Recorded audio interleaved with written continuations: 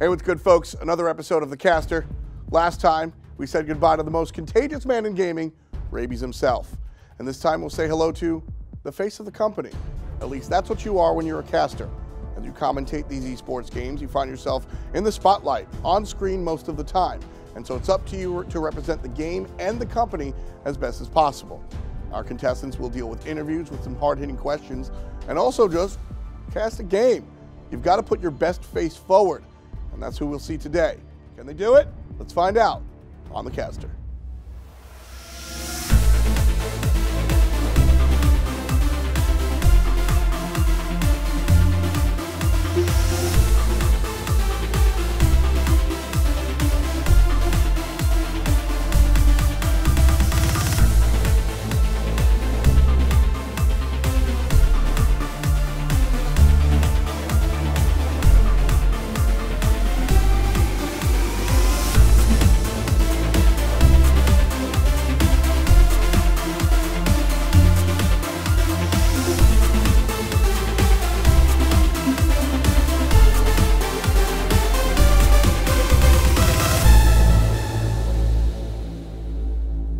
Hey, what's up, folks? Welcome back to The Caster.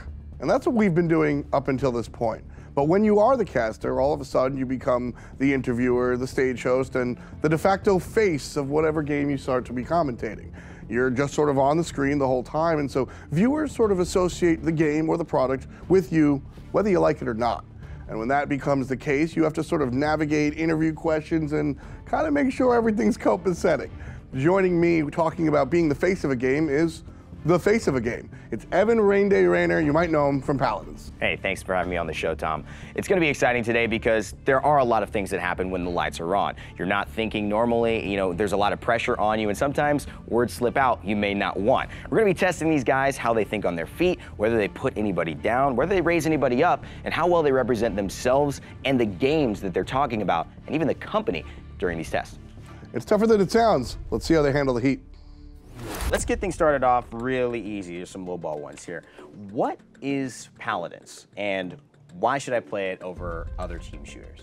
So Paladins is a shooter in which one team faces off against another, attempts to overtake some objectives for the ultimate victory. Now, the thing I personally love about Paladins is that it feels like it has a little bit of a mix of everything, but not in an unorganized way. You have this element of items that come into play. You have cards which affect the abilities of your champions within the game. And then just the interaction of all the different roles, because you have things like flank, damage, support, frontline is amazing. I'm really trying to carry over the energy from day 5. I ended day 5 feeling extremely emotionally exhausted, and I'm trying to channel it in a whole different way today. So we will see how that momentum carries on. So, again, the reverse game. What is Smite? And tell me, why should I play it over any other MOBA that's out there? Smite is a MOBA, but it's actually from the third person, and it might sound something that's a little bit gimmicky, but it lets us bring skill shots into a MOBA. So that means you actually got to hit your stuff instead of just clicking on them. And it's based in mythology too. So that means, let's say maybe you don't know much about, the 1,678 characters that are in maybe League or something, but you have some background in mythology. I'll come in, I'll play Thor. I'll come in, I'll play Loki, because I just walked out of Avengers 2. They were good questions, and they were real fair questions. It felt like the kind of stuff that if you have that Hi-Rez tag in front of your name, you might hear all the time, even if you maybe work somewhere that's a little unrelated, so I thought they were good questions to ask.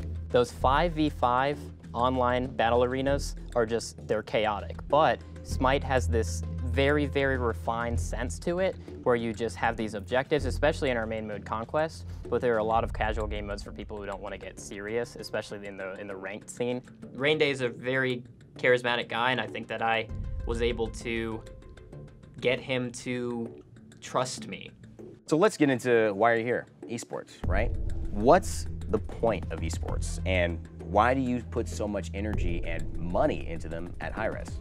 So esports are a combination of multiple things. You have the game itself, so showcasing that to a wide audience. You have the broadcasting aspect, so bringing that entertainment not just to people who play the game, but those that may know absolutely nothing about it, but you can draw them in just with the multiple components that come together. And also, one thing that's great about esports compared to maybe traditional sports is there's an extremely interactive component. I mean, it's a huge industry right now, and it's something that I think is accessible to everybody, right? You know, I'm not 7 foot tall, so I might have a little bit of a hard time playing basketball, but I mean, everyone can play esports. It's something that you can learn, it's constantly evolving, and despite what you might see in your Twitch chats, it's a great community. There's a lot of good people out there. This is a big topic, matchmaking. Why are you putting resources into things like skins and events every other day and not fixing the more important things like matchmaking or huge bugs? That's a great question, but there are different departments, and matchmaking is a huge issue whenever the ranked player base is so small. People don't realize that even though you're seeing 9 new players every time you queue a game, sometimes less, that there's so few people playing, you're getting this very small lobby, and it's very hard to match you, especially in the higher and the very, very low tiers. So you're saying there's bad matchmaking? There's not bad matchmaking. The teams that you're with are very solid. Everybody matches up. And even though you may feel as though, oh, I'm better than these players, or even I'm worse than the other players, it's very, very split even. The questions that were asked were very common. Those are something that you would see from somebody with 40 followers on Twitter with an anime Twitter photo. You're a caster, you want to be a caster here. That's right. Let's talk about improvements here. Who do you think are the 2 worst casters at Hi-Rez, and why? Well, you know, I like to think we don't have any bad casters, so I mean, being the worst of the best, that's easy enough. But I mean, if I had to say it, I mean, let's start with Tom Baddinger, right? Have you seen that guy's hair recently? I mean, I think I have. Yeah. I think I have. I mean, people up in Plains have seen that guy's hair. But I mean, I mean, honestly, he's a great guy. I mean, he does a real great job there on it, and we jest. But I mean, everyone we have here does a really good job on the caster's desk, and they're all irreplaceable. There's no one we get rid of. I'd probably say F. on the Smite team and Kret on the Paladins team. Kret. Yes. Okay, you can't use Kret. He's on the design team. He just Really? filled in, yeah. Okay, I'm gonna go with Vox then. Okay. I think he should cast more, but I do think that a little bit, I love the synergy between you and Pretty Hair, but I think he's the odd man out. But F. You know, you don't expect that for esports commentary. That big New York guy. That's not exactly a perfect match. And that turns people off. People have issues with that. It's boisterous. That's very 50-50 in this community. The thing that Hi-Rez does that's so great is everyone was brought on for a specific purpose. So there's that element that brings them in. That's the reason they got noticed, because you can grab anyone who can cast and let me give you this information. So I don't think it's really possible to necessarily pick out a worse, because they excel in something that someone else may not excel in. Everyone has their strengths and everyone has their weaknesses. Those were questions that I probably have asked myself in a fit of casual rage. But now that I'm a Hi-Rez employee answering those questions, that is awful. I don't think I looked like an idiot for any of them, hopefully. It's really the first main challenge that I felt like was completely out of left field. I really wasn't expecting anything like it at all.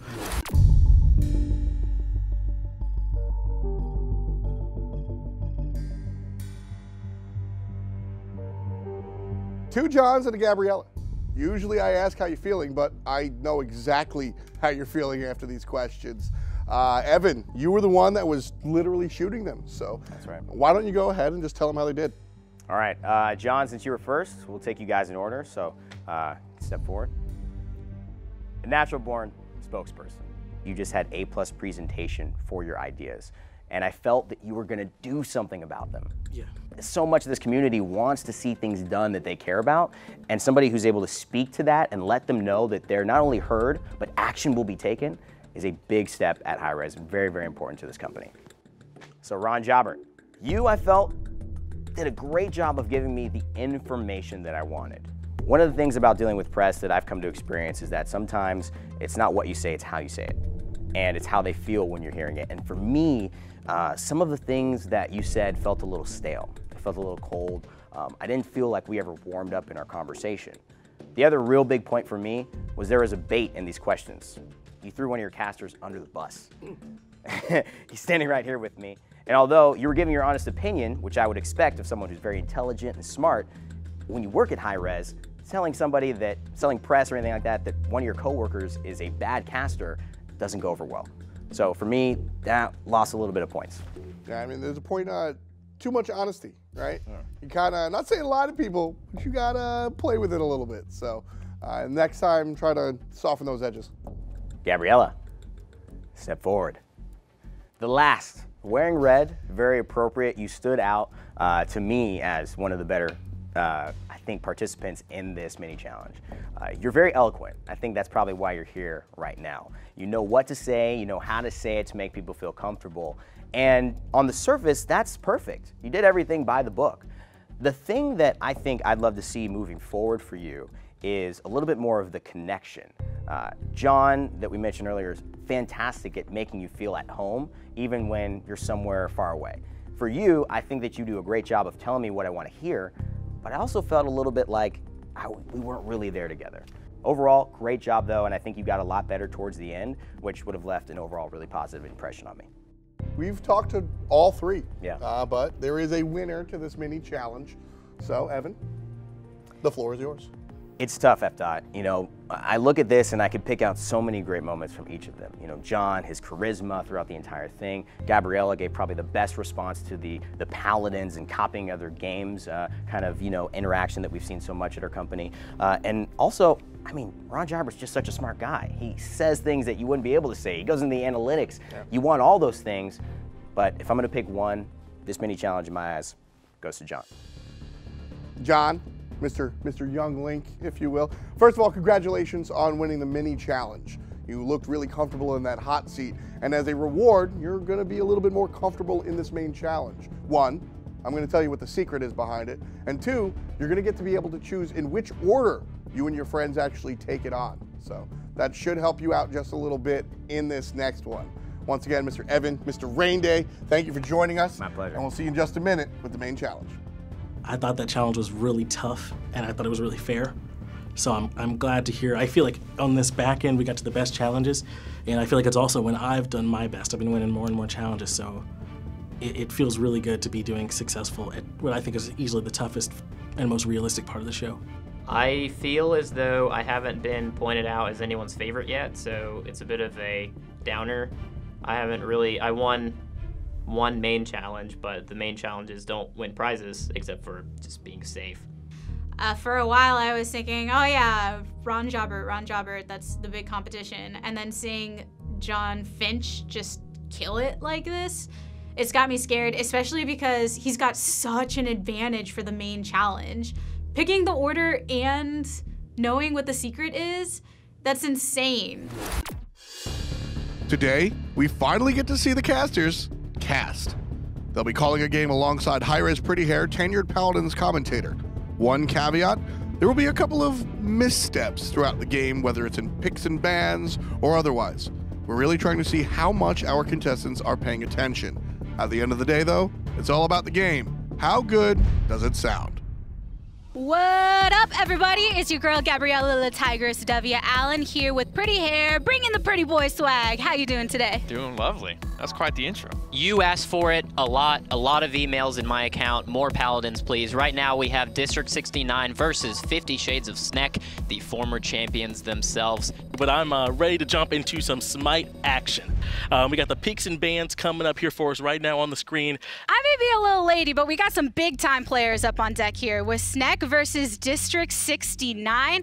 And oh my gosh, it's Makoa as the first lock-in. Such a surprise, but King of the food chain, it is what it is right now. He's going to be kind of, especially on this new map, right? These teams want to go with what they know works in the past. They're not looking to try any new wonky strategies. They're trying to find the advantages just inherent to the map itself. Now, the Shaolin is going to be extremely key in this matchup because, like you mentioned, that Dredge Anchor is very lethal to a lot of squishier champions. Shaolin can do his damage from range. He doesn't have to get within hook range to do his work. He can do his damage from range just like Drogoz and Androxus. Androxus has a very, very shifty playstyle. You can go from one side of the map to the other, just a couple of shifts and you're there. we do see that Ruckus and Makoa locked it over for District 69 So there. nice, they picked it twice. Oh yeah, you know, everybody loves him, so they couldn't leave him out of the equation. But Fernando coming in through here, so that makes a lot of sense. It's actually going to be a Fernando instead of the Makoa there. There's a technical difficulty. So they are going with that 2 frontline meta. Definitely looking for that 1-2 punch, but that means they want to put this game away early. You can see right now they're charging into the point. Drogos has the high ground right now, firing a couple of rockets into the, actually hitting a couple, doing a lot of damage on that point. Fernando having to back up a little bit there. Yeah, and sometimes that's what you got to do, especially with the far reach of the fire spit. Try and get that hit onto everybody, maybe get a shot on it for the extra damage. But Ying getting the first blood over onto the Lex here, taking him out. 21% on the point for D69, but 50 Shades of Snake are actually starting to turn this fight around with 2 picks of their own. I went into it kind of thinking, all right, this could be the last time that I'm doing this, so let me have fun with it. And I think I did have fun with it, but I think because of that, some of my analysis was kind of surface level, or I was missing things, and while in the beginning there's a strong balance, I feel like I don't know how I carried through. It seems as though they're afraid to push up, but Bomb King, give your king a big hug. He is on the way. Lex gets 2 kills on Elven Path and Jera on that Ying, and there it is. Bomb King gets that kill on a Drogos. They have the everything right now. Yet another big opening here for 50 Shades of Snake. These respawns are going to be coming through from D69, but they don't have a lot more time to give as this payload is nearly at the conversion point. They are trickling out as slow as they possibly can. They're basically walking through molasses. It's almost like they wanted to. They're going in like lemmings, dying one by one. Brady here was very confident with me, and he was, you know, giving me taps on the back. He was like, that was a great call. Like, that the signals. Can you make it there, District 69? The Maldamba on the objective to close it out here. There's the flavor we know and love from Miss Gabriella. 2 minutes and 20 remain here to try and get this payload converted. But it looks like they're getting a bit stalled out here. It's 50 Shades of Snake in a strong position, but they're not able to get much push. It looks like maybe it's finally starting to creep a little bit more further. And that's what'll happen. It's so tough to push into a double frontliner. You almost have to let them get out of position. You almost have to make them make the mistake unless you do land that dredge anchor. Absolutely. Now what we're seeing here is Ying doing just like we were saying, getting a backline here, getting tons of damage out. You can see all those apparitions there being left on the map for her, able to heal. She's able to explode those to do a ton of damage. So once again, Ying and Drogos, those are 2 of my big focuses here for District 69. With District 69 grouped up over there, it was a prime target for there to be a Grumpy Bomb thrown out, but the double kill for Bomb King. Boom goes the dynamite with the triple kill and the rampage locked in here.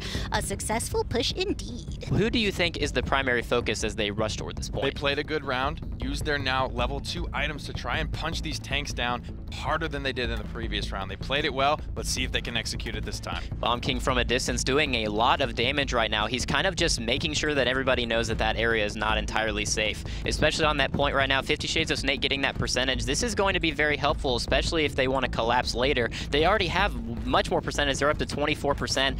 District 69, they're on to the point. A lot of damage coming from the Drogos as well, and 50 Shades of Snake just had no response to it, but it looks like they have been able to stall them at 93%. It's so important. 93 doesn't do you any good if the other team stops you. Winding up the King Bomb ult, but it's going to be shut down. A Hexafire comes out as well, but it's going to be shut down in turn by Perdos and Droxus. And Droxus is doing so much damage here. They got to find an answer here for him. Right now, it's a 4v2 in favor of District 69, and that's going to lead them to overtime, and that payload successfully captured. They're going to go ahead and start pushing. Yeah, the biggest problem I thought I had in the challenge, and it's just going to be every time I'm on there with Paladins, is that I just don't have that much depth with the game knowledge because I don't have as much experience with it.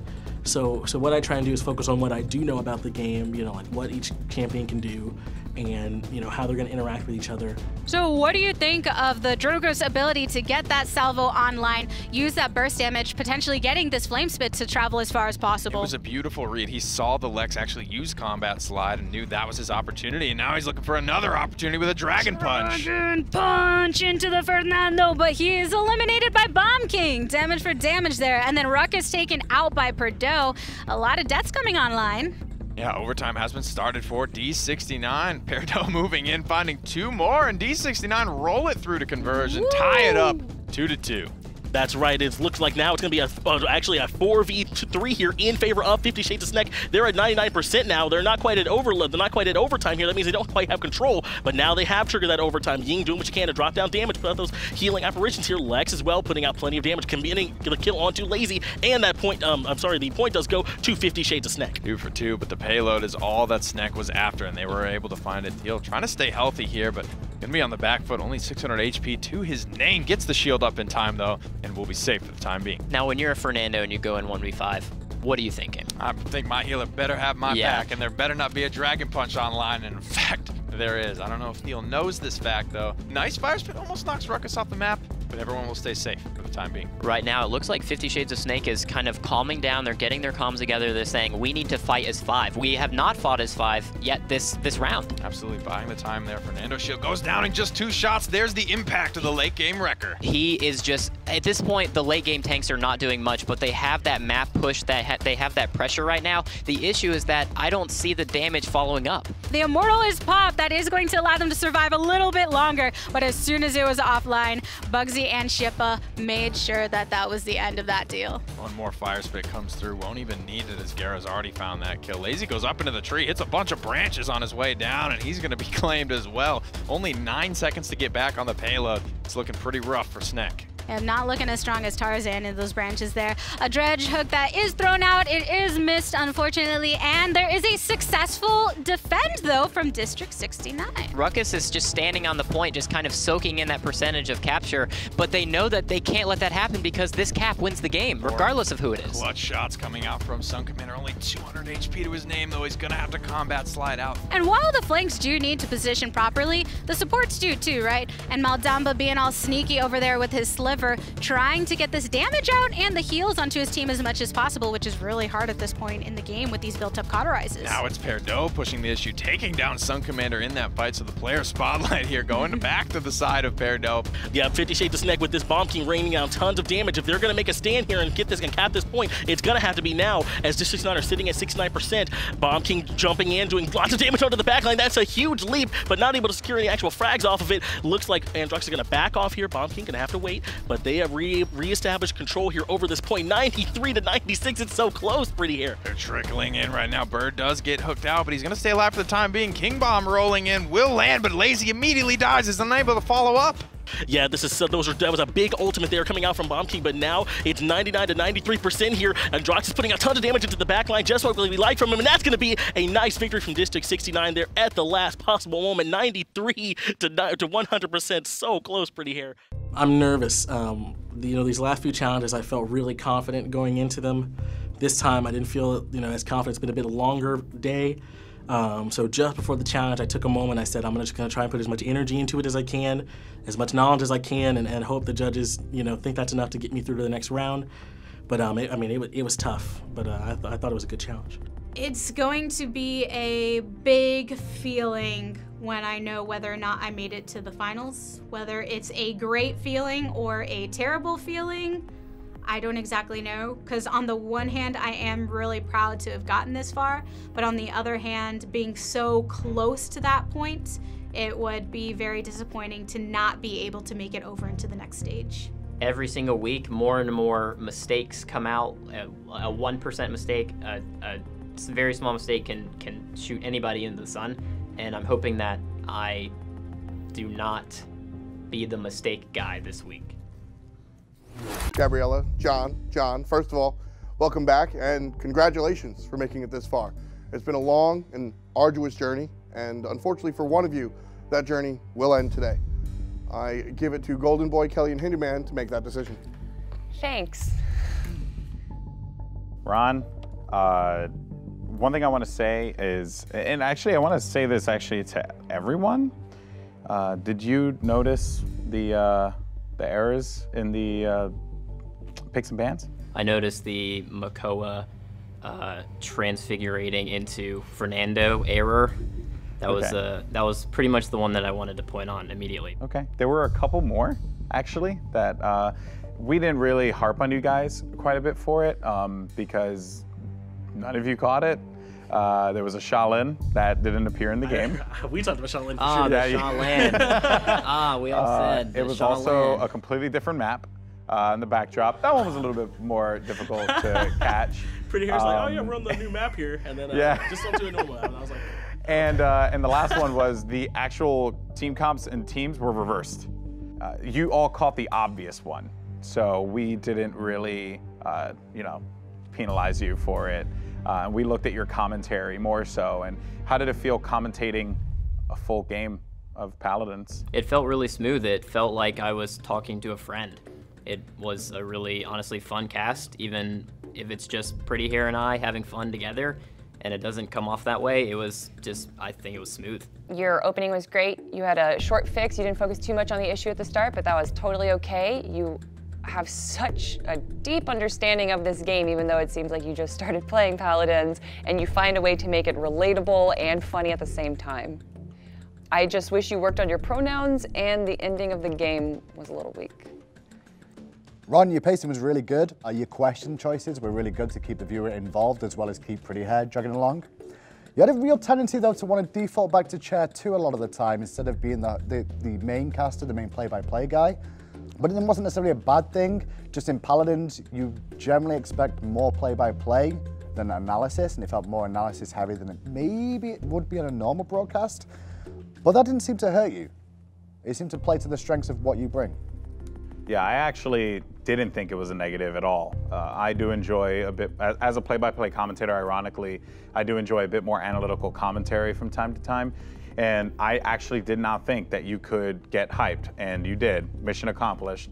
And yeah, and I think overall, like, pacing was odd here and there. But the one thing though, and I think this goes for most of you, no player names. I was a little disappointed with that. No one really mentioned a player. There was the obvious ones, like Bugsy and Perdo, that were mentioned. Maybe Sun Commander was mentioned, but you really didn't mention anyone else. There are 2 different subjects to talk about, the player and the champion, or in Smite, the player and the god.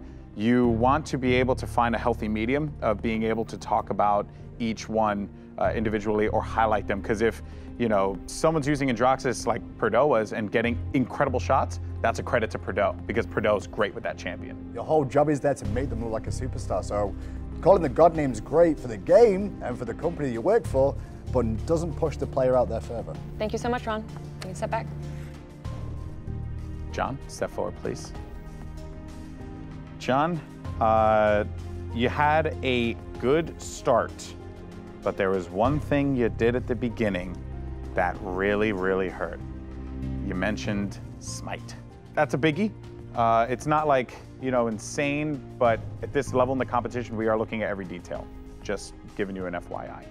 In a small way off that, you're lucky it's with the same company. That's the best way I can explain that. Because the game's developed by the same company, it's less of an issue, but it's still an issue. Because if you go to any other broadcast and drop names of other companies on there, oh boy, you get a spanking or a firing, or maybe both. I thought it was a slip of the tongue, but it is something, again, that we have to harp on. Well, but past that start, you had a good open, you were engaged, you got really hype, but when those hype moments came, you turned into Rap God. And there's times where Rap God works. I actually date a Rap God. And there's times where it doesn't. In the ending, it was very apparent that it did not work. You have the best handoffs. I could fall asleep on a cast with you just because your voice is so smooth. But then I know when it's my turn to talk because it's so clear every time when you are handing off to your co-caster. It's so nice and easy to be able to work with you with that. I love the way you do your handoffs. I think you put personal opinion in there today as well, which is something that casters sometimes struggle with, is trying to add their own personal opinion about what should happen in the game or what they should do. And you always run the risk with that, but I like the fact that you put yourself out there on that to try and open yourself up to that environment. Yeah, I enjoyed it a lot, actually. Yes, your ending was all over the place. It was like, I actually didn't understand it, but there were also good moments where you had just great knowledge and you had good calls and you have so much to be proud of. Thank you. Thank you. No problem, man. Take a step back.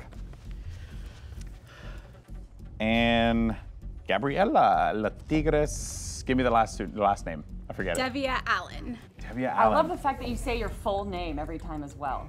Every Yeah. time you bring in that cast, it's that little personality. We have been telling you to bring personality, and you did it. not just personality, but genuity, and I totally felt that in this cast. It felt like you were having fun. I felt like you were actually enjoying it for one of the first times throughout the cast. I felt like you brought some very interesting knowledge, stuff that I didn't know about the game, but there were times when you were bringing analysis that seemed very surface level to me. You just grown for me as this has gone on. That's the scary thing, because I was kind of, like day 1, day 2, I looked at you and I was like, it's pretty damn good. But then I felt like you got stagnant, you didn't really grow, and then I worked out what it was, which was, you were very rigid. And by rigid, I mean, you didn't feel at home, you didn't feel relaxed. And when you feel relaxed, your broadcast changes, your voice changes, the way you respond, the way you come across to people also changes. In that challenge, you've come on leaps and bounds since when I first saw you and saw the benefits and the positives that you bring, and then where the errors were that you could just continue to increase. You were really good today, really good. It's your preparation, and it's really just the effort. It's the effort you put into it, and it's incredible. I've never seen any commentator put in that amount of preparation into a broadcast. All right, take a step back. So someone's going home, 2 people are going to the finals. Should we get on with it? You all ready? Okay. The first person going through to the finals will be Gabriella. Congratulations, you are the winner. Thank you so much. Don't look so, glum. No, I'm trying to hold stuff. I know we've been talking about giving more, but I'm trying to, Hey, sometimes you gotta let it out, man. Yeah. I hear you. We see this personality off screen, and I'm so happy that you finally brought it on screen and proved yourself, because you proved yourself so much. Congratulations. I was so worried about this challenge. I didn't know how to feel after. I've been working to try to bring the personality and was hoping it would be noticed and not overshadow other things. So it felt amazing to be called first to go into the finals. So we have to send someone home. We argued about it for a very long time. The person that is going to be going into the finals with Gabriella is Ron Jobert. Ron, you are funny and relatable and knowledgeable, and there's just something about you that we all love. I have no idea how you did that from that 1-minute video. Like, you were on this show and I'm like, in my head, number 10 out the door, sunshine. But you've really stepped it up. You've shown so much class, Ron, and the ability to chair 1, chair 2, and still keep your unique perspective. It's surprised me so much. Your deadpan humor is probably the most annoying yet hilarious thing. And I won't lie to you, man, not many commentators can pull that off. So you keep that uniqueness about you, but you improve, because now's the time where we see if the guy who made a 1-minute meme video can actually win this competition. You have the potential, and you have to believe in yourself. Okay? John, I didn't want to send you home. Thanks, God. I love you. You are amazing. You are a natural. You are great. You are fantastic, and coming out of nowhere, you surprised me the most. So much skill. I wanted to keep going, but there was that time where I didn't think I was going to get to come, and it was a real rough time for me, and I was so happy to hear that there was still a chance, and I just wanted to come and try my best. So I hope I was able to do that here, and I just appreciate it so much. Thank you. Thank you. I give you so many more bonus points too for the fact that you came in. Like, we were filming on the Monday, and we called you on the Friday and went, yo, what's up? You're able to come down, and you were like, yeah, no problem. And you get to this position here, you get to top 3. Top 3. From all those applications we went through, I'm in shock and I'm so surprised. That's why I want to continue working with you. It'd been my pleasure, honestly. Thanks so much. Everything they said makes sense. It's frustrating that I lost it so close at the end. It just feels like a focus error more than anything. So. Am I gonna win the caster? I'm gonna give you 2 options here. I hope so, and yes. Hey, Mom. How you doing? I'm pretty good. You? Good. I'm doing well. I made it into the final 2 for the caster. Oh my gosh, congratulations! Can I tell you something? Yeah. I'm in the finals of the caster. Good. I'm in the top 2, so I'm also gonna win $10,000, but that comes in a little bit. So. No doubt. I am so proud. You just don't know, son. I'm telling you. I wish I was there with you. Yeah, I do too. You want to say anything else? Yeah, I want to say something else. I told you so. I'm gonna cry, dude. It's like a dream come true. It's like stuff you sit around like wishing you could do, or like I feel like I can knock this out of the park if someone just give me a chance, and they did. And so that's awesome to get to show that. Plus, I mean, everyone here is amazing. It's 10 people who love the same stuff I love, and who are all really, really good at it. And I don't often get to just sit around and nerd out over some of my favorite stuff all day long. So that's really cool. And then there were 2. Our remaining commentators, Gabriella and Ron Jobber, have gone through a ton of different challenges. We finally got to see them cast today, and it's all come down to one final challenge. Join us next time when we find the caster.